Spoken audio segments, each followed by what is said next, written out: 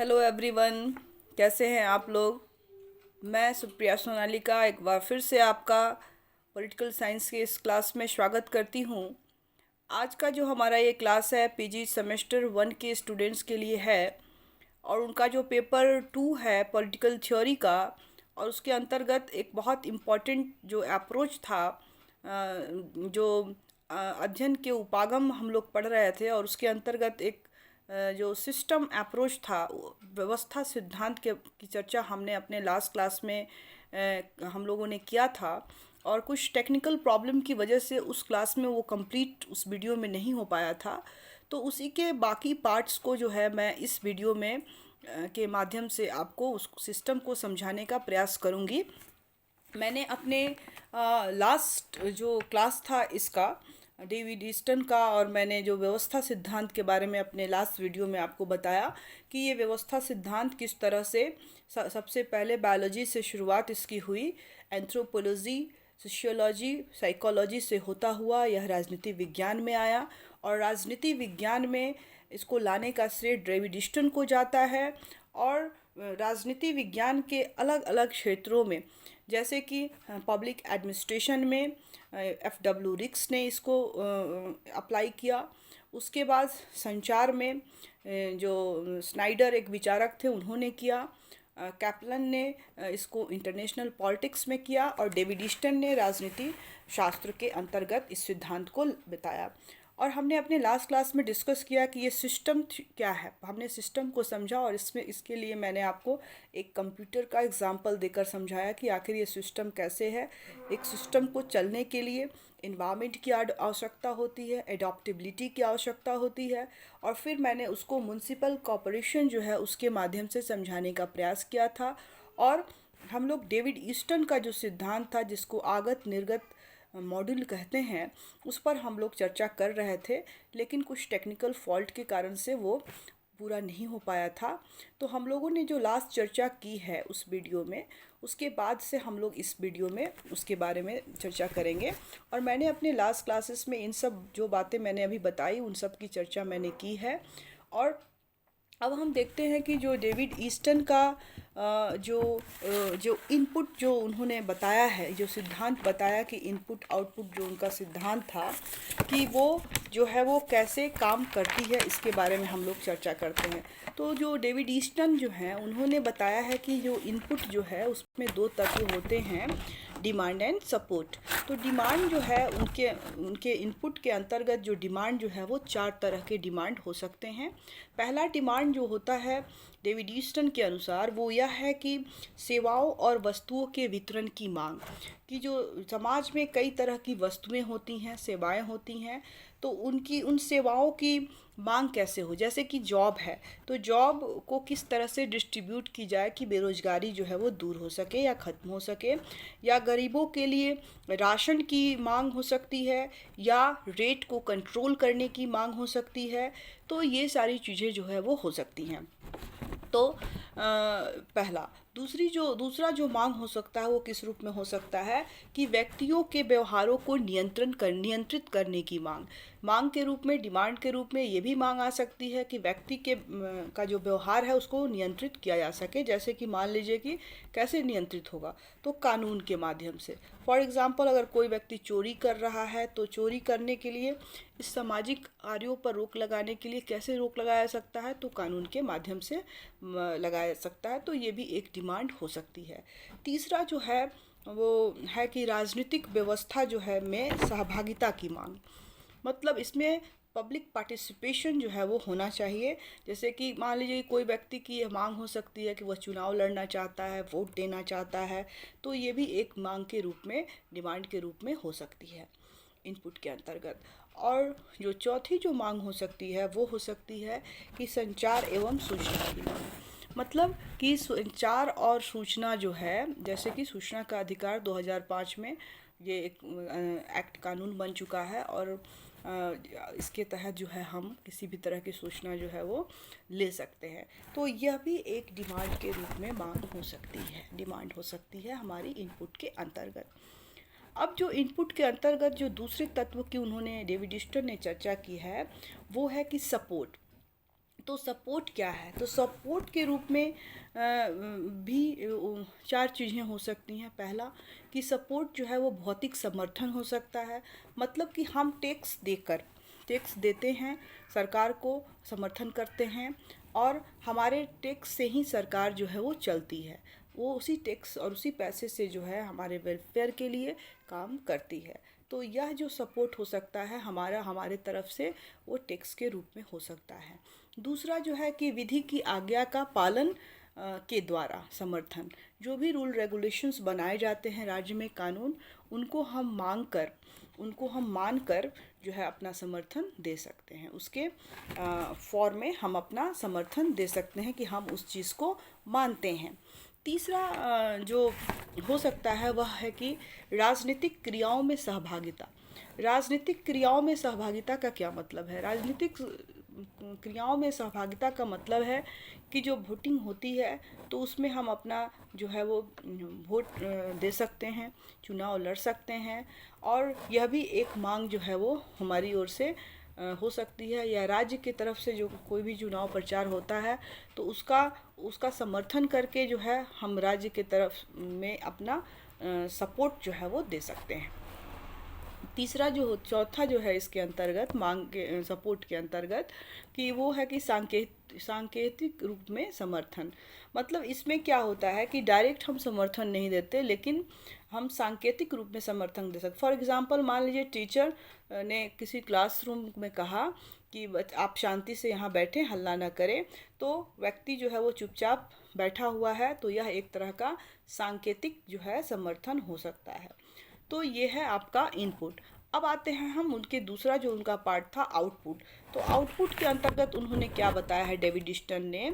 तो आउटपुट में बहुत कुछ, ज़्यादा कुछ नहीं होता। इसके द्वारा क्या होता है, नतीजे जो है वो निकाले जाते हैं। मतलब जो सेंटर में जो भी गवर्नमेंट है, या कोई भी सिस्टम जो है उसमें की जो गवर्नमेंट है, जो डिमांड को सुनती है, उस पर एनालिसिस करती है, और डिमांड को मानी जाएगी या नहीं जाएगी, इस पर जो है अपना आउटपुट देती है। तो अपना जो है उस पर निष्कर्ष देती है, आउटपुट देती है। और ये आउटपुट जो है वो एक पॉजिटिव भी हो सकता है और एक निगेटिव भी हो सकता है। मतलब कि डिमांड मांगी भी जा सकती हैं, मानी भी जा सकती हैं, और डिमांड नहीं भी मानी जा सकती हैं। तो ये आउटकम हुआ। और इसके बीच में जो होता है फीडबैक होता है। तो फीडबैक क्या होता है? तो फीडबैक जो होता है का मतलब है कि जो सरकार से लोग को वापस मिलती है। जैसे कि हमने इनपुट दिया, आउटपुट निकला, और उससे जो लोगों को मिलती है जो निर्णय, चाहे वो पॉजिटिव था, वो नेगेटिव था उनके मांग के अनुरूप। तो सरकार ने कानून बनाया है या नहीं बनाया, लोगों की फीडबैक सरकार तक पहुंचना यह एक सर्किल में होता है।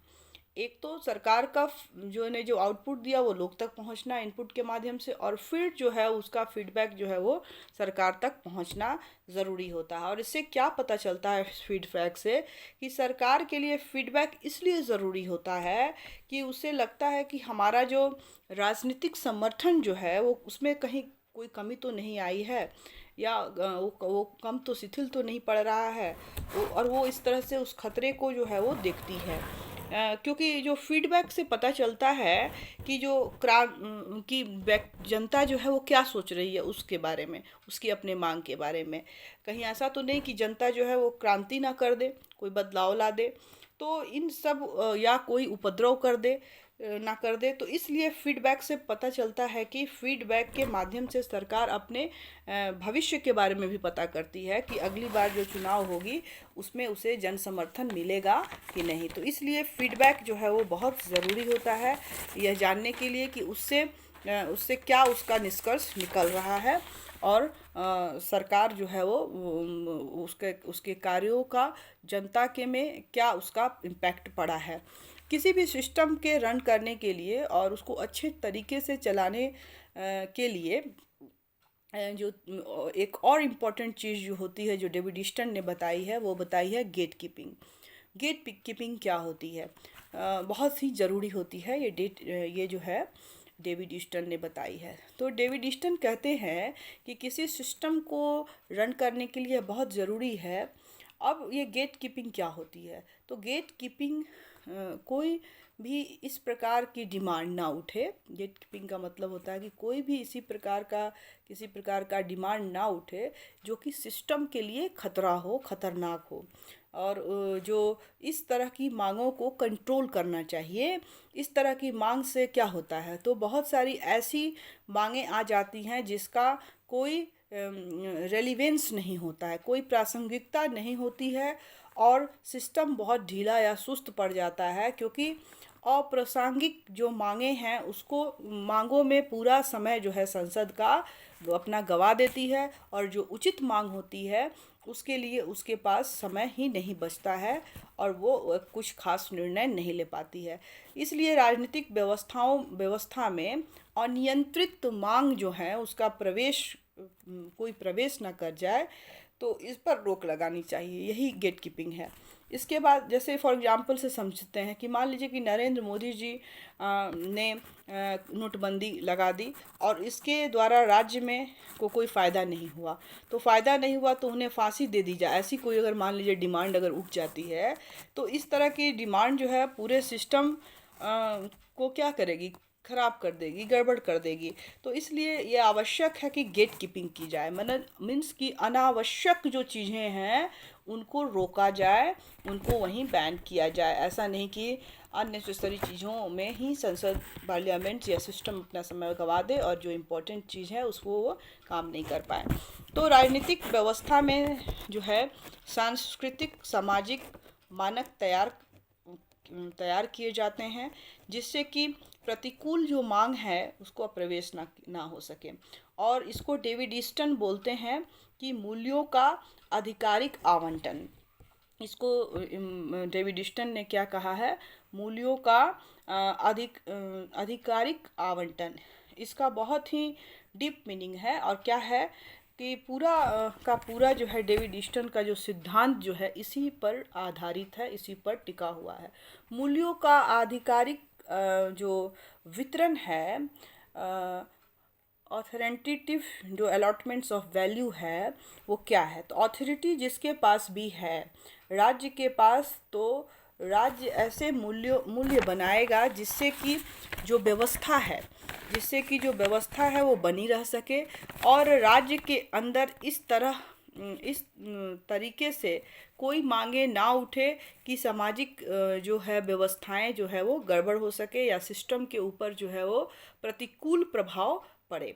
तो इस बात का ध्यान रखेगी, और सामाजिक जो संरचना बना रह सकता है। एग्जाम्पल के लिए अगर मान लीजिए कि धर्म है, तो धर्म इस तरह के इंस्टीट्यूशन राज्य के अंदर बनाए गए हैं कि असामाजिक जो तत्व है उसको रोका जा सके। जैसे कि हिंसा को धर्म के द्वारा रोका जा सकता है। और अगर जो संक्षिप्त में अगर हम बात करें, तो मूल्यों का आधिकारिक वितरण की जाए, तो यह राज्य की इस तरह की अथॉरिटी है जो राज्य के अंदर मूल्यों का आवंटन करती है। इस तरह के मूल्यों का आवंटन करती है जो व्यवस्था के अनुकूल हो, जो व्यवस्था को चला सके। इस तरह की मांगे ना उठे कि जो राज्य के जो है वो के लिए हानिकारक हो। तो इस तरह से उन्होंने बताया है कि किस तरह से मूल्यों का आधिकारिक आवंटन करके, मूल्यों का आधिकारिक जो आवंटन करके जो है जो सिस्टम को जो है वो मजबूत बनाया जा सकता है, स्ट्रांग बनाया जा सकता है। तो ये था डेविड ईस्टन का जो सिस्टम थ्योरी था, उसके बारे में हमने पढ़ा और देखा कि ये क्या सिद्धांत है। तो इसमें हमने क्या देखा, उन्होंने जो है वो व्यवहारवादी जो क्रांति थी उसमें इसको सिस्टम थ्योरी को उन्होंने लाया, उनका श्रेय डेविड ईस्टन को जाता है। और आगत निर्गत जो मॉडल था उसको उन्होंने प्रेजेंट किया। उसमें उन्होंने बताया कि जो इनपुट है वो दो तरह की होती हैं। तो इनपुट में डिमांड्स और जो है उसके सपोर्ट जो होता है वो के माध्यम से जो है वो कोई भी चीज़ रखी जाती है, फिर प्रोसेसिंग होता है, और प्रोसेसिंग होने के बाद वो जो है उसका आउटपुट निकलता है, और उस आउटपुट को फिर फीडबैक के लिए भेजा जाता है। वो फीडबैक से होते हुए वो जो आउटपुट है वो फिर से वो सरकार तक जाती है और किस तरह से ये जो पूरा पॉलिटिकल सिस्टम है वो रन करती है। मतलब उनका यह मानना है कि जो ये सिस्टम थ्योरी है उसको, ये कोई भी राजनीतिक व्यवस्था है वो इसी माध्यम से काम करती है, इनपुट जो है वो और आउटपुट के माध्यम से ही काम करती है। और इसमें उन्होंने जो बताया है कि जो मांगे जो होती हैं उसके लिए एडॉप्टेबिलिटी, इन्वायरमेंट, ये सभी एक इम्पॉर्टेंट फैक्टर होते हैं। उसके इंटरनल इन्वायरमेंट, एक्सटर्नल इन्वायरमेंट सभी उसको प्रभावित करती हैं। और जो सबसे अंत में जो उन्होंने इम्पॉर्टेंट जो सबसे बात बताई, वो बताई कि जो मूल्यों का आधिकारिक आवंटन किया जाना। इसके पहले उन्होंने बताया गेट कीपिंग जो क्यों ज़रूरी है, कि जो अनावश्यक मांगे हैं वो आकर समय को बर्बाद ना करें। और अनावश्यक मांगों को कंट्रोल करने के लिए उन्होंने गेट कीपिंग के बारे में बताया। और उसके बाद उन्होंने बताया कि किस तरह से मूल्यों का आधिकारिक आवंटन करके एक अच्छे मॉडल, एक अच्छी व्यवस्था बनाई जा सकती है जो बहुत अच्छे सुचारू रूप से जो है अपने सभी कार्यों का संपादन इस माध्यम से, इस सिस्टम थ्योरी के माध्यम से सभी राजनीतिक क्रियाकलापों को एक सही ढंग से चला सकती है। तो ये था डेविड ईस्टन का जो सिस्टम थ्योरी था उसके बारे में हमने डिस्कस किया। जो लोग नए हैं इसके फर्स्ट पार्ट को ज़रूर देखें, तब उनको समझने में आसानी होगी। आई होप आपको समझ में आया हो सिस्टम थ्योरी। और आज का क्लास हमारा यहीं समाप्त होता है। अगले क्लास में नए टॉपिक के साथ हम फिर मिलेंगे। तब तक के लिए घर में रहें, सुरक्षित रहें, पढ़ते रहें। Thank you all of you.